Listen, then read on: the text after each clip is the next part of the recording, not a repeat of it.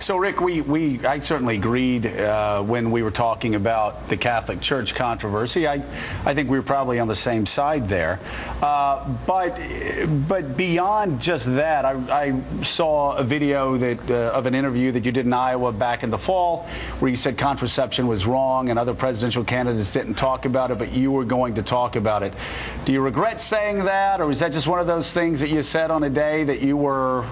because I know you also have videos where you've said that you voted for Title X. No, you laugh about it, but I could give you chapter and verse of that. This is you guys playing. This guy's you playing sort of gotcha politics. Look, I was talking about my own personal faith, and what I was saying is that that the issue of out of wedlock births and what's going on in the destruction of the American family is something that I will talk about, and I have talked about in this campaign. I wasn't talking about access to contraception. That wasn't the issue. Never. Okay. I've never had any record or anything about talking about access to contraception. I'm talking about the importance and the integrity of the family as an economic unit in this country. And as I've said many times, when you see children being born out of wedlock and you see the breakdown of the traditional family, guess what else you see? You see poverty rates go up, and you see government involvement in people's lives go up.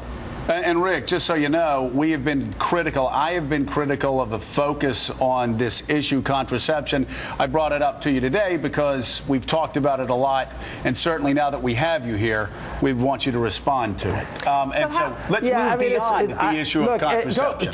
Joe and Mika, hold on one second. Go and come to any of my now almost 1,000 town hall meetings, and let me assure you, I don't think the word contraception has ever come up except in the context of this HHS reg. I mean, let's just deal with reality instead of what the media tries to do, which is to pigeonhole you and tell a narrative. Well, I have certainly talked about your focus on this in the past. Do you think, you've known me for a long time, do you think I'm trying to pigeonhole you and stereotype you?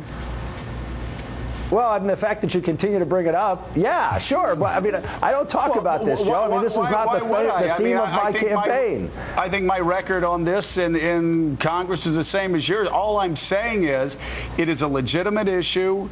We brought it up, and I was ready to move on, and then you wanted to keep talking about it and said that I was trying to pigeonhole you and stereotype you. I've known you for a long time. I have no reason for doing that.